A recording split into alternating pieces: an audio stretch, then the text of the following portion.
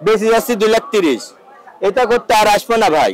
কিন্তু আমার রেঞ্জ এটা আমি কিনছি, তো আমার কাছে এটা স্যাটিসফাই আমি ঠিক আছে। এটা আমার গরুটার নাম হলো কালো পাহাড়। কুষ্টিয়ার ছেলে সিয়াম নিজের শখের গরু নিয়ে হাজির গাবতলীর হাটে। শখ করে নিজের গরুর নাম রেখেছে কালো পাহাড়। কালো পাহাড়কে কিনতে হলে গুনতে হবে 6 লাখ টাকা। অন্যদিকে যশোরের কালাচান রাজার বেশে খাওয়া দাওয়ায় সে যেন নাম্বার 1। তাই তো মালিকও কৃপণতা করেনি একবারও। শখের গরুকে সবুজ ঘাস, গ্যান্ডারির পাতা ও আস্ত আখ খাইয়ে নিজের সন্তানের মতোই করেছেন লালন। ক্রেতাদের চাহিদা ছোট ও মাঝারি গরু, তাই তো বিক্রেতারা ঝুঁকছে তেমন গরুর সন্ধানে।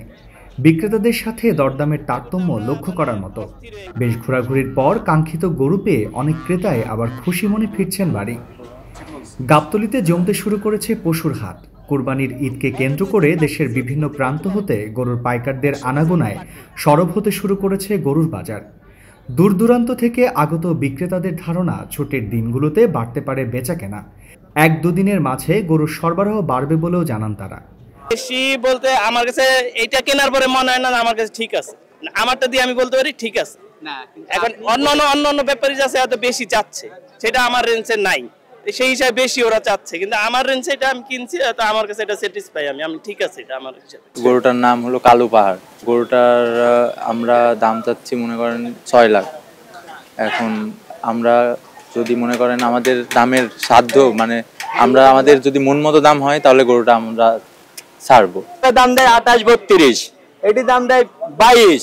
আর এখানে নিয়ে আসে এখন গাড়ি ভাড়া দিয়ে গরু বেশি যাচ্ছি 2,30,000। এটা করতে আর আসবো না ভাই। গোসলিমিয়া ফেলা ঠিক যা করেছি জীবনে, এটা করতে আর আসবো না। পশুখাদ্যের বাড়তি দাম ও পালন খরচের তুলনায় গরুর দাম নিয়ে সংশয় থাকলেও বিক্রেতা ও পাইকাররা আশাবাদী শেষ মুহূর্তে বেচা বিক্রির লাভের অংশ নিয়ে বাড়ি ফিরতে পারবেন তারা। তরুশাহরিয়ার স্বর্গ, নিউজ ইনসাইড, ঢাকা।